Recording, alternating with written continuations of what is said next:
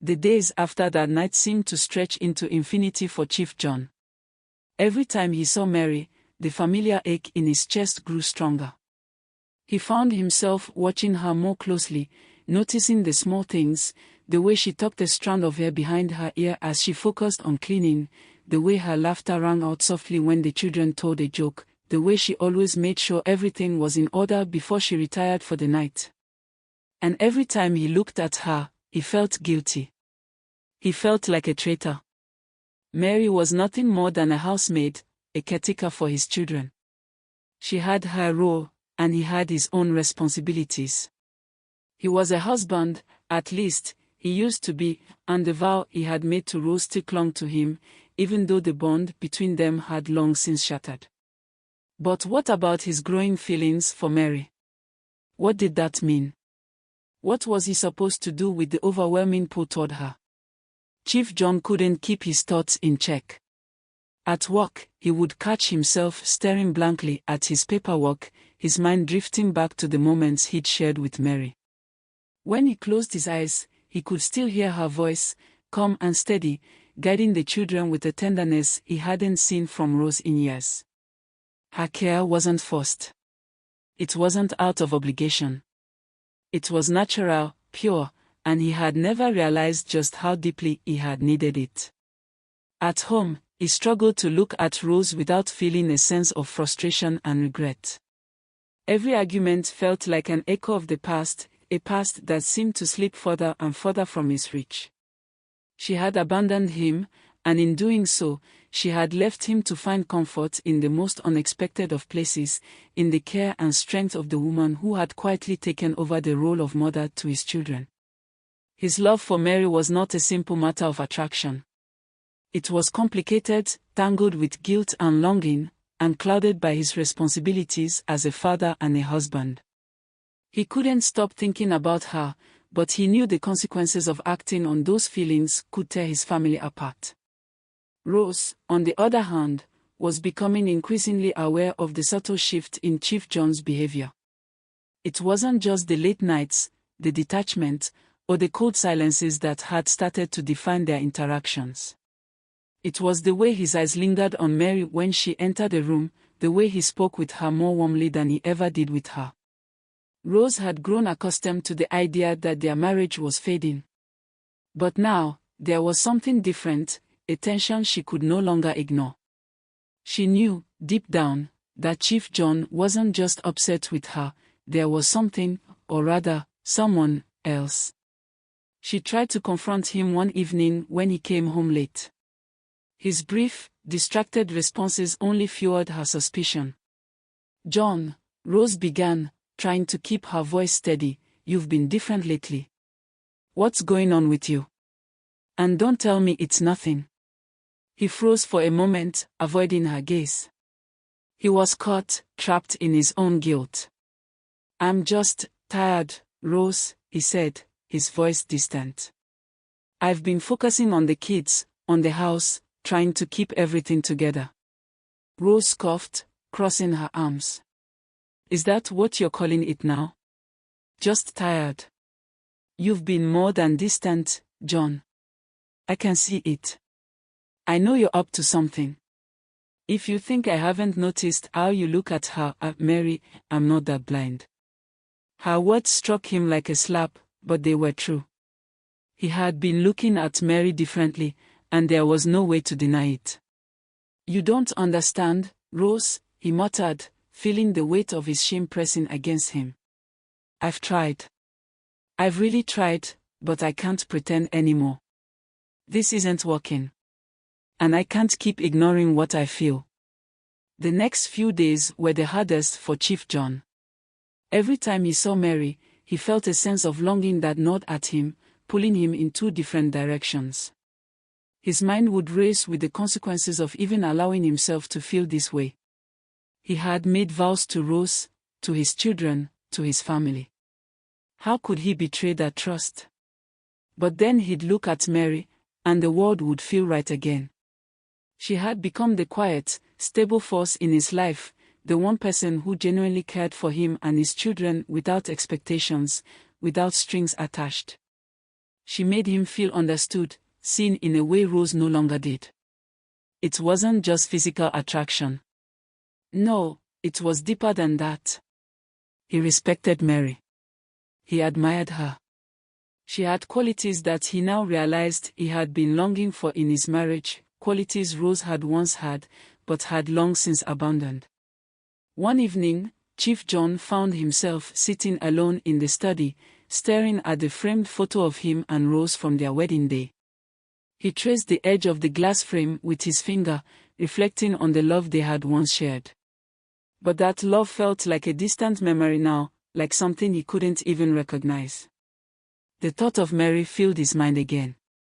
It wasn't just her presence he missed, it was the way she made him feel like he mattered. He could talk to her without pretension or judgment. He could let his guard down and not fear that his weaknesses would be used against him. But how could he face the reality of it?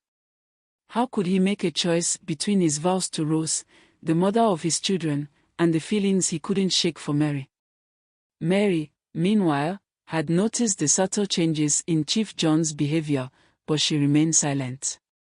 She could sense the emotional turmoil he was going through, but she didn't want to be the cause of it. She had learned long ago the value of keeping boundaries, of knowing where her place was. She wasn't here to cause trouble, only to care for the children and help keep the household together. But Chief John's growing tension had started to affect her too.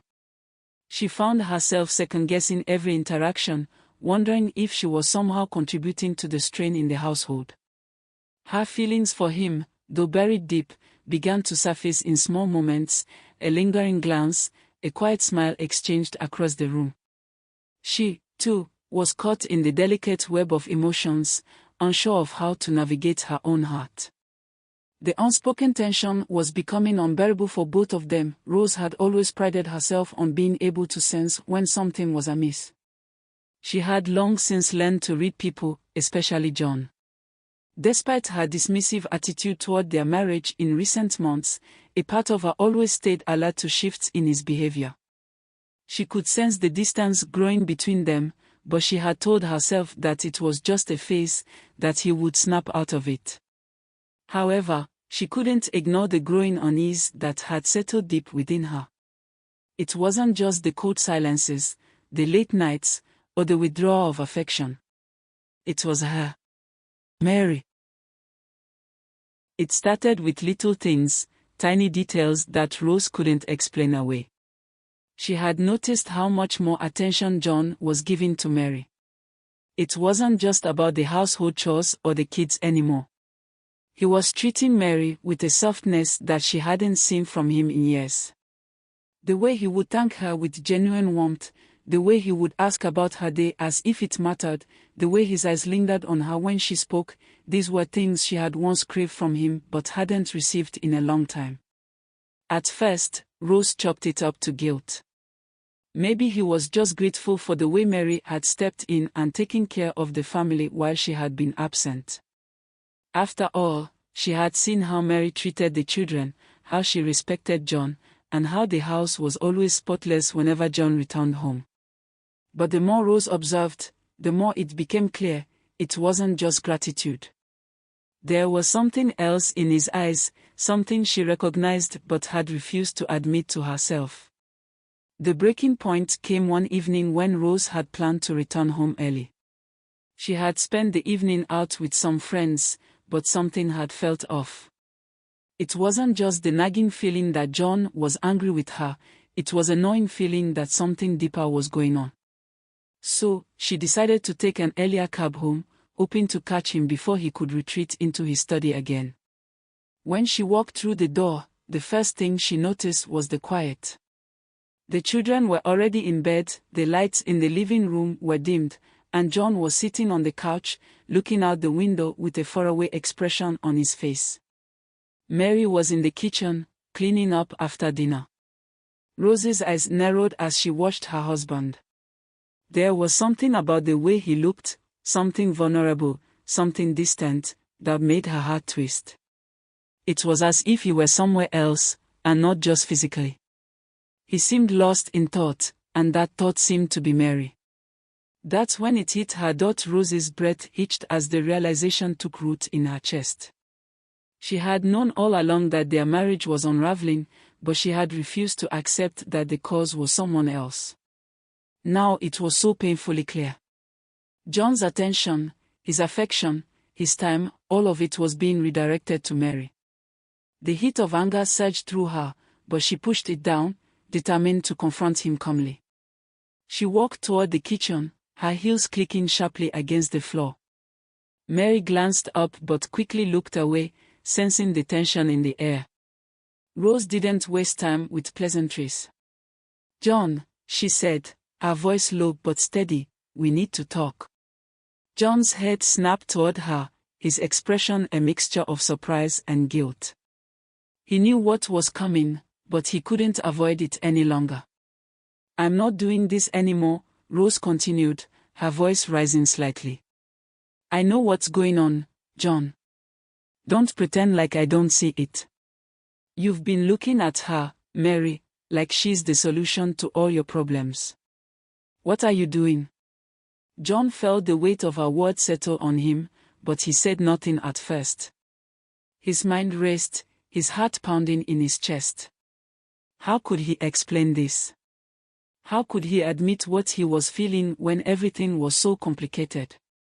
He started, but Rose cut him off. "Don't," she snapped. "Don't try to deny it. I see the way you look at her. The way you treat her differently. Don't you dare try to tell me it's just because she's been helping with the kids. I'm not stupid." Mary, standing at the kitchen counter, quietly retreated into the shadows, not wanting to be part of this confrontation. But she couldn't ignore the turmoil in the room, the bitterness in Rose's voice, the guilt in John's. John finally stood up, his hands trembling slightly. "Rose, it's not like that." He hesitated. How could he explain his feelings for Mary? How could he explain the emotional connection he felt to her when he had failed to keep his marriage together?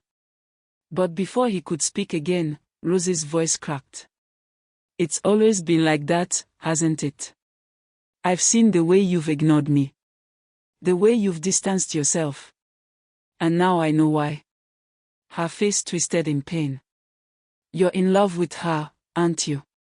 The words felt like a slap, and John recoiled, as if they had struck him physically. He couldn't deny it, but he didn't know how to admit it either. He stood there, silent, unsure of how to respond. He wasn't prepared to say the words out loud. Mary, hearing the conversation, slowly emerged from the kitchen. She walked over to John's side, her heart heavy with the weight of the situation. She knew what she had been doing for the family was important, but she had never wanted to come between them, between John and Rose. She had only tried to help. "I'm sorry, Rose," she said softly, her voice gentle but firm. "I never meant to cause any problems. I was just trying to help the children." Rose turned on her, her eyes flashing with anger and hurt. "Help? You think this is helping? You've taken everything from me. My husband, my family, my life." John's heart ached as he watched Rose's anger boil over. He had never wanted this for her. He had never wanted to hurt her, but the more he thought about the situation, the more it became impossible to deny the truth. His feelings for Mary were undeniable, and they had become impossible to ignore. In the moments that followed, Rose's anger began to cool, but it was replaced by something even harder to face: sorrow. She had lost John. She had known it deep down, but she hadn't wanted to admit it to herself until now. The realization hit her with a harsh clarity. Her marriage was no longer salvageable. "I should have been there for you, John," she whispered, her voice breaking. "I should have been the one to take care of this family. But I didn't. And now I've lost you." She looked at Mary, then back at her husband. "And I don't know if I can ever forgive either of you for this." With those words, she turned and walked out of the room, leaving John standing there, caught between the woman he had once loved and the woman who had become the cornerstone of his family. The atmosphere in the house had shifted drastically in the wake of Rose's confrontation. The air was thick with tension, and the children, sensing the gravity of the situation, had become quieter, more withdrawn. But Mary, who had always kept her distance from the personal drama between Rose and John, found herself at a crossroads.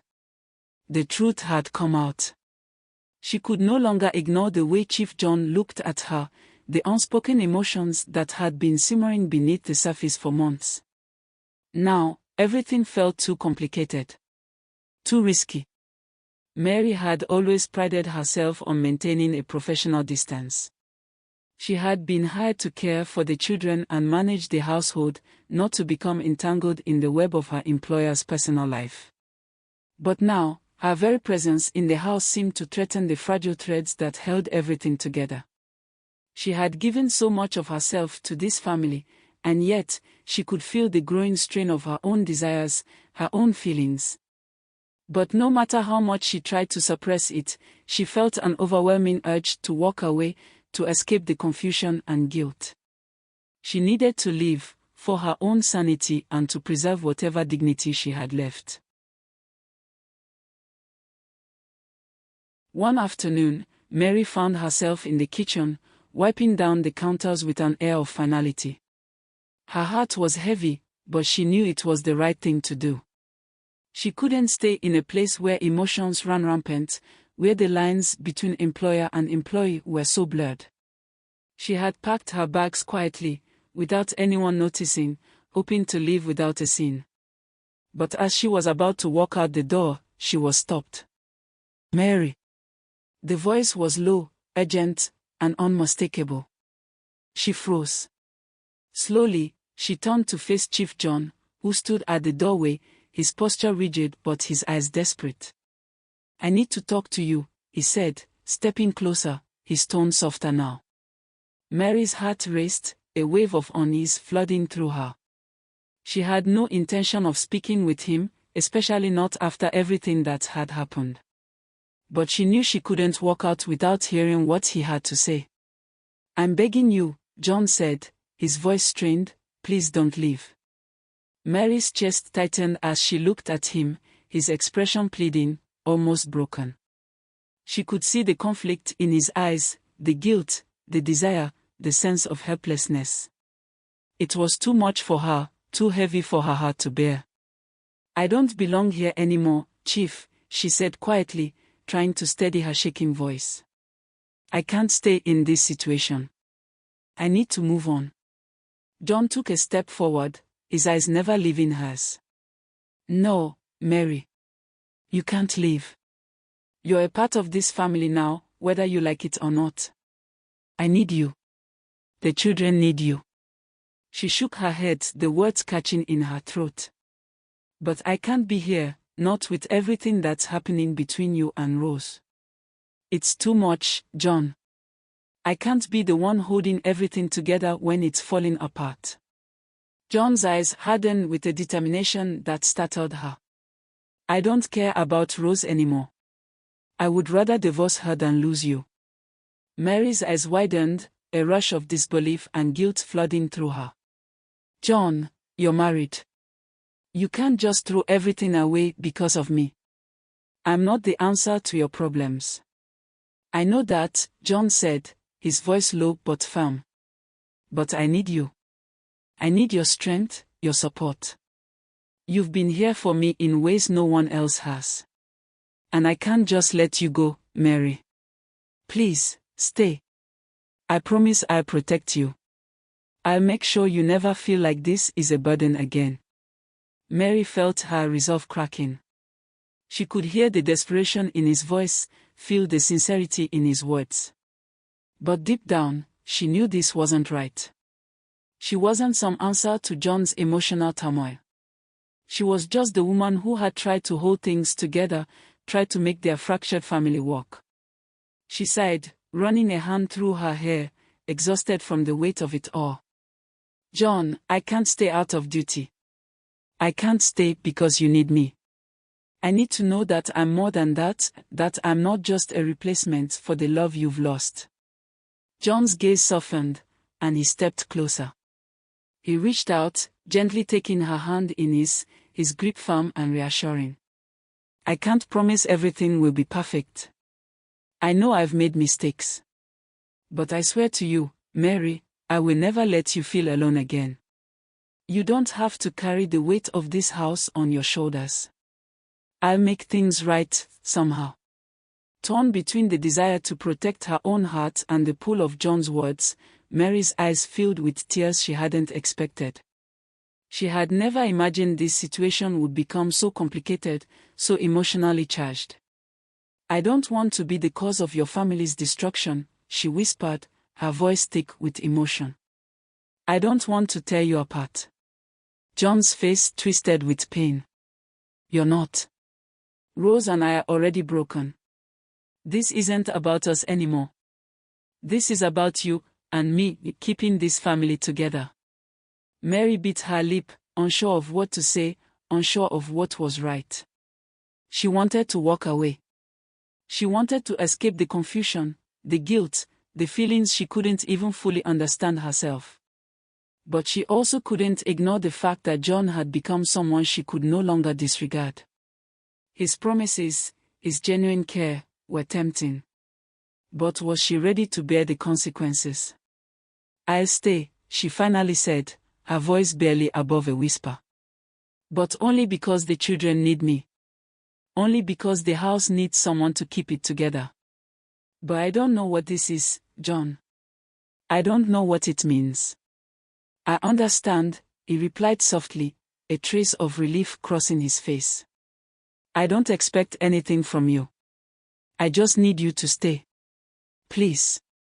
Mary had made her choice, one born from a sense of responsibility, not love.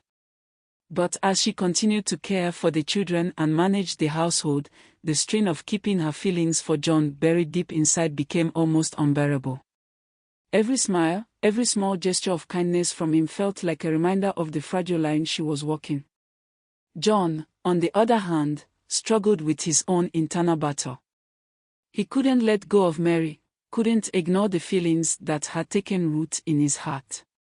But he had made a promise to her, to protect her, and to never let her feel like she was just a placeholder in his life. The unspoken tension grew between them, a constant undercurrent of emotions neither of them dared to address.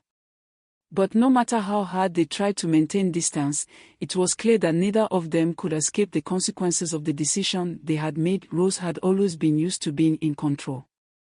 As the wife of Chief John, she had expected to remain the central figure in the family, the heart of the household. But now, as she watched everything unravel before her eyes, she couldn't escape the crushing reality of her own failures.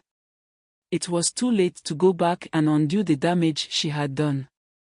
Her careless neglect, her focus on shopping and socializing, had pushed her family away, and now she was faced with the consequences of her choices. It was late one evening when Rose found herself alone in the living room, staring blankly at the family photos on the wall. Her children, once so attached to her, now seemed distant, almost cold. They hardly spoke to her anymore. Instead, they spent more time with Mary, seeking comfort in her presence. They called her Mom sometimes, something that stung Rose deeper than she could admit. John had intervened numerous times, gently reminding her to act with patience and care, but Rose was too proud, too full of guilt and shame to truly listen. One day, the tension in the house reached its breaking point. Rose, still reeling from the emotional turmoil of losing her place in the family, began to lash out at Mary. It started small, a snide comment about the way Mary managed the children's schedules, a sharp criticism of how Mary cooked dinner, or how she cleaned the house. It wasn't just about the household duties anymore. Rose's actions were more personal, almost vindictive. You think you know how to take care of everything, don't you? Rose sneered one evening, as Mary was tidying up the kitchen after dinner. Mary, who had always kept a calm demeanor, looked up at Rose, her heart heavy with the weight of the situation. "I'm just trying to help, Rose," she said quietly, her voice strained. Rose's expression twisted with bitterness. "Help? More like taking over. You think you can just step in and take my place? You'll never be a mother to them. You'll never be their real family." The words stung, and for a moment, Mary's patience faltered. But just as she was about to respond, Chief John appeared in the doorway, his eyes flashing with anger. "That's enough, Rose," he said, his voice low but firm. "I won't stand by and let you treat Mary like this." Rose's face reddened with fury. "You're always defending her. It's her you care about now, isn't it? Not me, not your children, just her." John stepped closer, his gaze unwavering.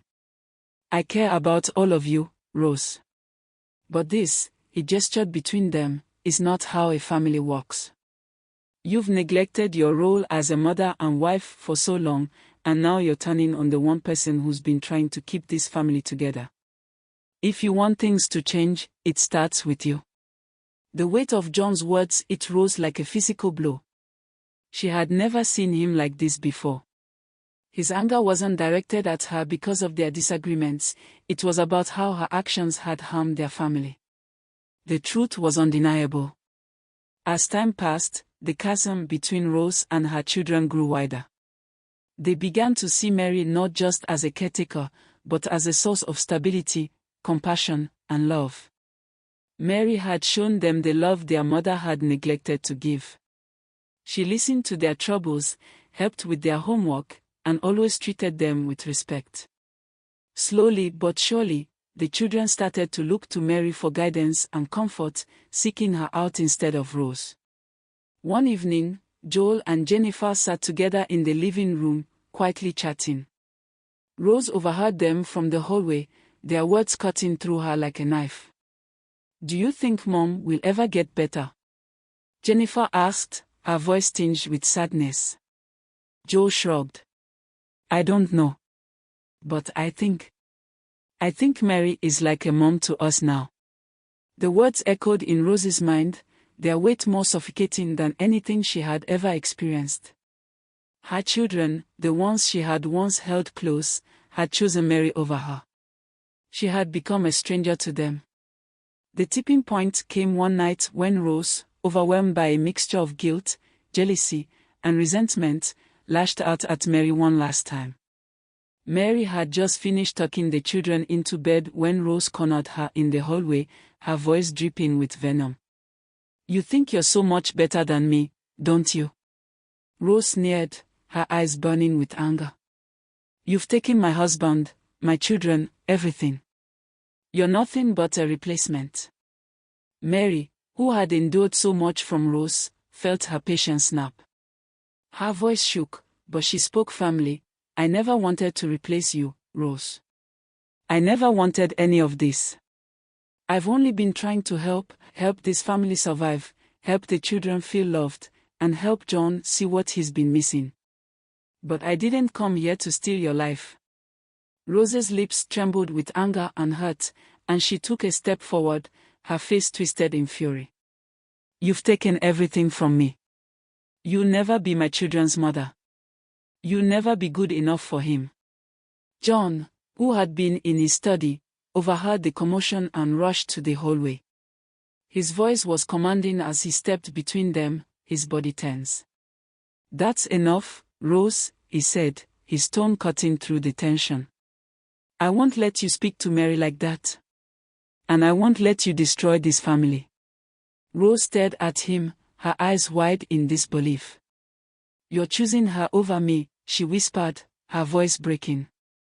John's face softened, but his resolve was clear. "I'm choosing what's best for this family. And right now, that means protecting Mary, who has been the only one holding us together. You need to take responsibility for what you've done." The next few days were filled with silence and a heavy atmosphere. Rose found herself increasingly isolated. She could no longer count on John's support, and the children had all but shut her out of their lives. The once proud mother had lost her place in the family. The roles had reversed, and now, Mary was the one who held the power in the household. Rose spent her days in her room, staring out the window, consumed by regret. She realized that her selfishness, her neglect, had cost her everything she had ever wanted. The house, once filled with the warmth of family, now felt cold and empty. She had no one to blame but herself. Through it all, Mary continued to care for the children, offering them the love and stability they so desperately needed.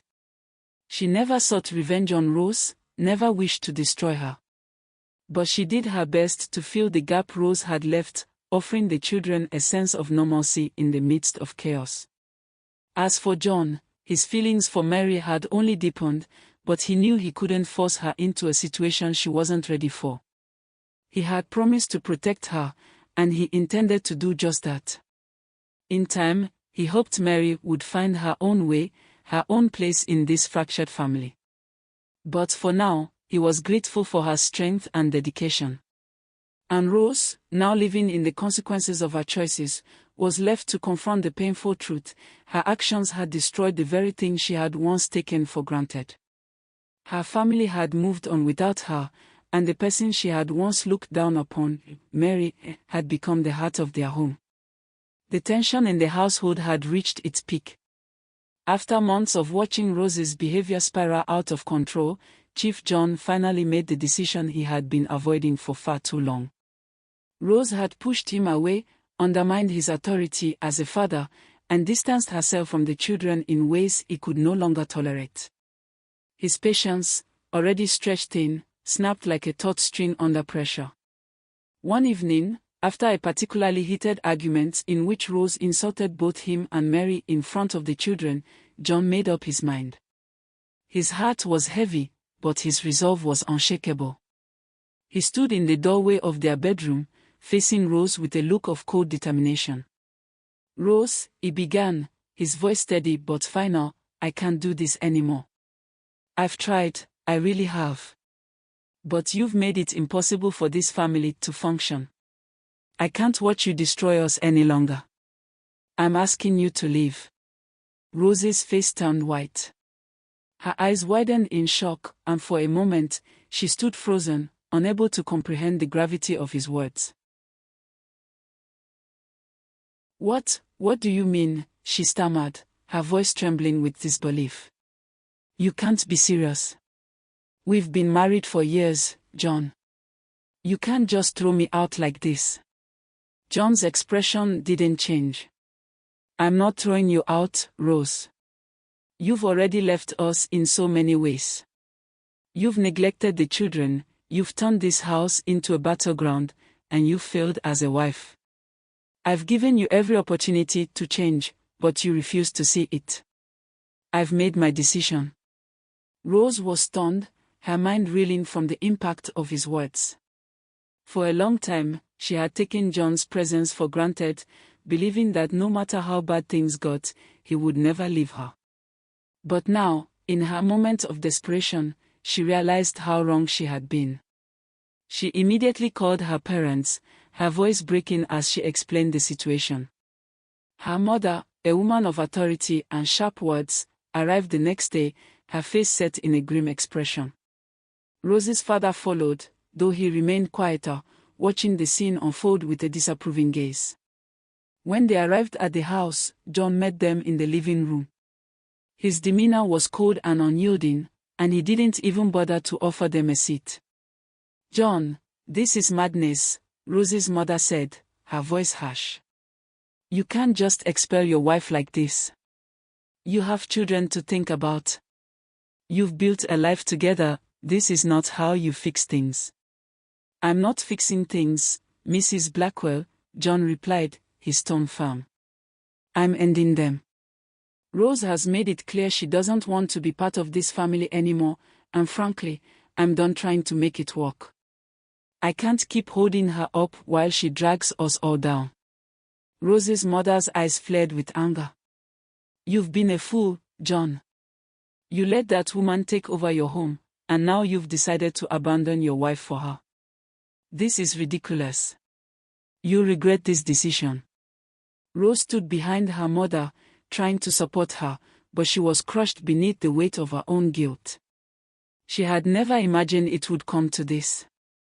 The reality of her situation was too painful to bear. John was serious. He wasn't backing down. Rose's father, ever the mediator, stepped forward, his voice calm but firm. John, let's be reasonable. We can't let things end like this. There's always a way to salvage a marriage. You have a family to protect. You can't just throw everything away because of a few mistakes. John's eyes hardened. The family I'm protecting is the one that's been left behind, the one that's been neglected. My children don't need Rose, they need a mother who actually cares about them. And I'll be damned if I let her destroy the one thing I'm trying to save. Rose's father opened his mouth to speak again, but Rose, in a moment of desperation, cut him off. Please, John. Don't do this, she pleaded, her voice trembling as tears welled up in her eyes. I'm sorry. I've made mistakes, but please, I want to change. I'll do anything. Just don't throw me out. John stood there, looking at her for a long moment, his heart heavy with a mix of pity and anger. He knew what Rose was capable of, but he also knew she had been given every chance to change, every opportunity to show she could be a mother and wife worthy of his trust. You've had your chances, Rose, he said quietly. And you've thrown them all away. I can't keep enabling you. The silence in the room was deafening. Rose's mother, realizing she wasn't getting through to him, shot a sharp look at John.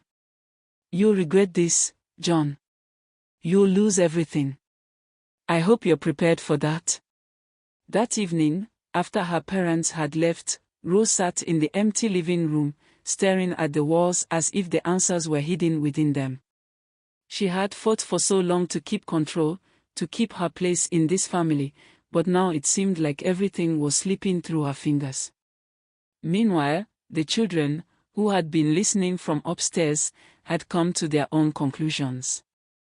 Jennifer and Joel exchanged glances, unsure of how to approach their mother. But they knew, deep down, that they could no longer pretend that everything was okay. Jennifer walked into the living room, her voice soft but firm. Mom, we've been thinking. We don't want things to go back to how they were before.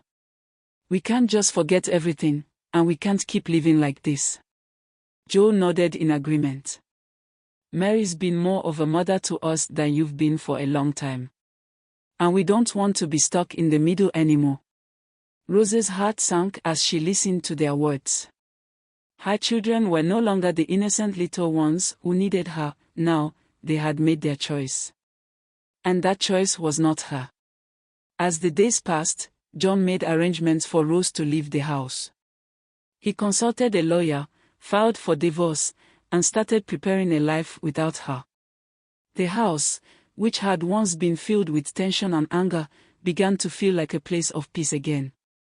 Mary continued to care for the children, offering them the stability they so desperately needed. John could see the bond growing between her and the kids, the connection that had been missing for so long. And even though his feelings for Mary remained complicated, he was content knowing that his children were thriving under her care. As the divorce proceedings moved forward, Rose found herself at a loss. The lavish lifestyle she had taken for granted was slipping away, and she could no longer rely on her parents to bail her out. She was alone, isolated in a way she had never experienced before. One evening, as she walked through the streets in a daze, she caught sight of a familiar face in a nearby cafe. It was one of her old friends, a woman who had always been eager to offer advice, especially when it came to her marriage. Rose hesitated for a moment before walking in and sitting down at the table. Rose, her friend greeted her, I heard about everything. I'm sorry things have gone downhill, but maybe it's not too late to fix things. Rose looked up at her friend, a glimmer of hope igniting inside her. Do you think I can? Do you think there's a chance to make it right? Her friend smirked, her eyes gleaming with a hint of mischief. Maybe, if you fight for it. You need to show John you're serious. Show him that you're still his wife, that you can still be the woman he needs. But Rose, deep down, knew that there was more to this than her friend's words.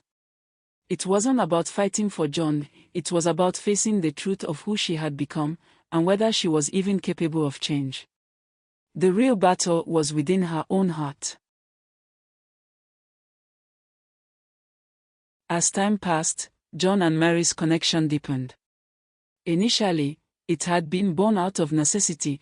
Mary had stepped into the family's life to fill the gaps Rose had created with her neglect. But as the days turned into weeks and then months, something more began to grow between John and Mary. John admired Mary's unwavering kindness, her quiet strength, and the genuine care she showed for his children. It wasn't just about the household chores anymore, it was about the way she treated them like her own family, with patience and love. She had seamlessly filled the space Rose had abandoned, not with grand gestures or heavy-handed authority, but with small acts of daily care that spoke volumes. For his part, John had begun to see Mary in a new light, not just as the housemaid or caretaker, but as someone who was, in many ways, more suited to be a partner in his life. He could no longer deny the spark of admiration, respect, and eventually, love, that had quietly blossomed between them. His thoughts, which had been so clouded by anger and resentment towards Rose, had cleared, and he realized that the woman he had been looking for had been right in front of him all along. One evening, as they sat together in the living room after the children had gone to bed, John took a deep breath, his heart racing. He had never been one for grand displays, but this felt like the right moment. "Mary," he began, his voice soft yet serious, "I've been thinking about us. About everything that's happened. I don't know if I can ever undo the hurt I've caused, but I want to make things right. I want you to know that you've become more than just the person who helps me take care of the kids. You've become someone I rely on, someone I care about deeply, someone I can't imagine my life without." Mary's heart skipped a beat. She had always known John cared for her, but hearing him speak those words, so vulnerable and open, stirred something in her. She had felt a growing bond with him too, but she had been hesitant to acknowledge it. She had always kept her distance, reminding herself of the boundaries between them, the boundaries that had once been so clear. But as she looked into his eyes, she realized that her feelings for him had evolved into something deeper. And in that moment, she knew that she had never felt this way about anyone before. "John," she whispered, her voice thick with emotion, "I care about you too. I care about your children. And I've never felt more at home than I do here, with all of you." John reached out and gently took her hand. The words that had once been so difficult to say now seemed to come naturally. "Mary, will you marry me? Will you be my wife, and be the mother to these kids, and let me try to make things right for all of us?" Tears welled up in Mary's eyes as she nodded, her voice barely audible. "Yes, John. Yes, I will." The wedding was small and intimate. There were no grand celebrations, no extravagant parties. But what mattered most was the sincerity in the vows they exchanged, the love they shared, and the promise to rebuild a family that had once been broken. The children were overjoyed, excited to see their father and Mary officially become a family. They had always known that Mary had been their true support, and now it was official. For the first time in a long while, there was genuine happiness in the household. Mary's new role as a wife and mother felt natural, as if it was where she had always been meant to be. John, now a devoted husband, finally felt like his life was in balance. He could look at his children with pride and happiness, knowing that he was giving them the stable, loving environment they had always deserved. Together, John and Mary created a home filled with laughter, warmth, and a sense of peace that had been missing for so long. Meanwhile, Rose was left to grapple with the consequences of her actions. She had been cast out of the life she once took for granted, and now, in her father's home, she was a shadow of the woman she used to be. Her parents tried to comfort her, but there was no healing from the pain she carried. Her pride, her sense of entitlement, and the choices she had made had destroyed her family, and now, they were gone for good. One morning, Rose sat alone in her room, staring at a newspaper her father had left on the table. The headline caught her eye, and her heart sank as she read the words. The article detailed their small wedding, the happiness of the children, and the hopeful future they had ahead of them. Rose could feel the walls closing in around her. The life she had once enjoyed was now nothing more than a distant memory. The children who had once been her pride and joy, the man she had once believed would always love her, had all moved on without her. The realization hit her like a tidal wave. She had lost everything: her marriage, her children, and her place in the family. And the worst part was that she had no one to blame but herself. The choices she had made, the neglect, the cruelty toward Mary, had led her to this moment. The guilt and the despair consumed her. Her mind began to spiral, her thoughts darkening with each passing minute. She felt trapped in a life she couldn't escape, her own mind a prison of regret. The idea of facing the future without hope, without the family she had once taken for granted, was more than she could bear. Late that night, in the quiet of her room, Rose made the decision that would end her suffering. She couldn't bear to live with the pain any longer.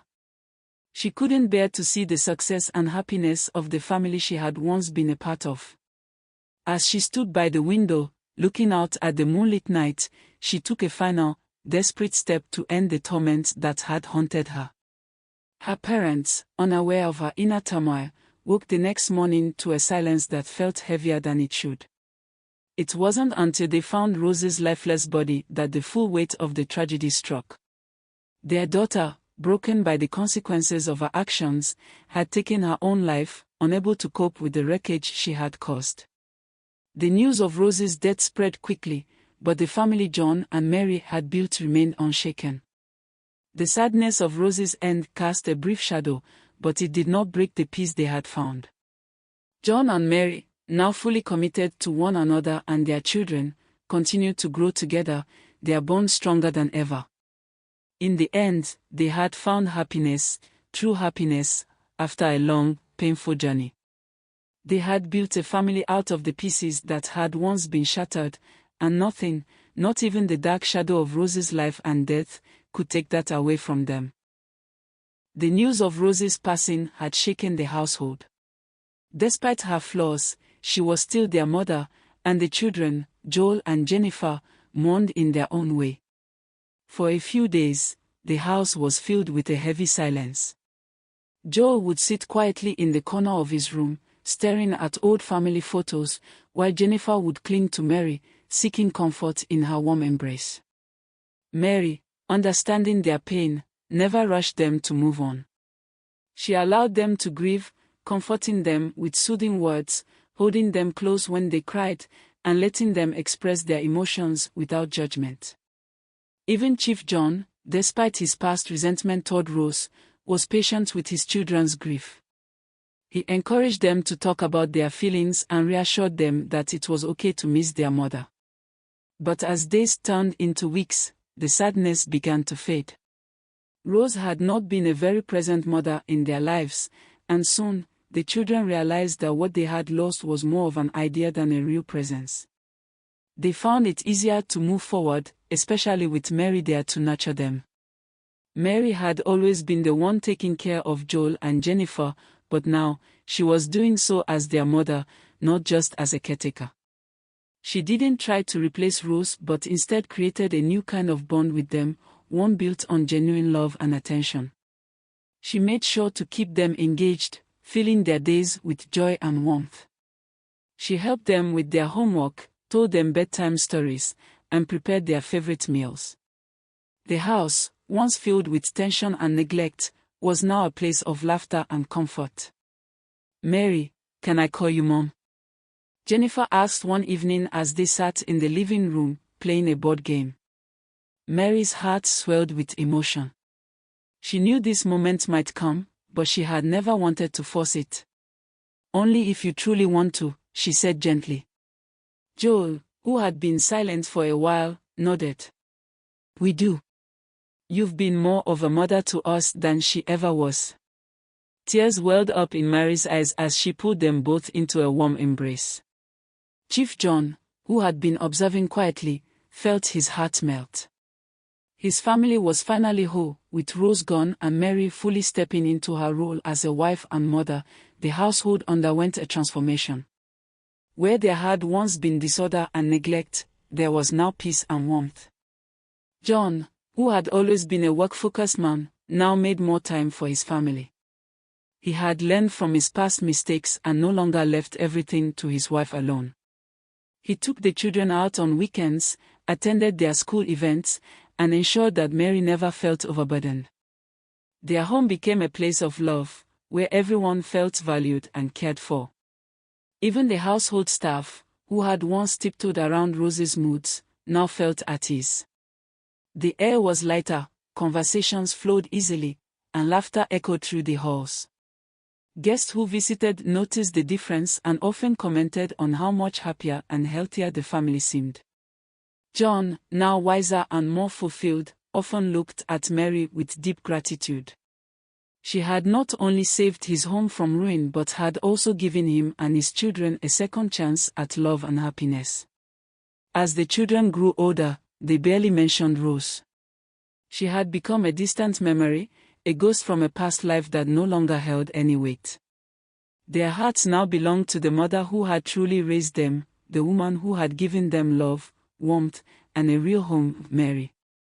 And so, the once broken household was now a haven of peace, proving that love, patience, and the right choices could mend even the deepest of wounds.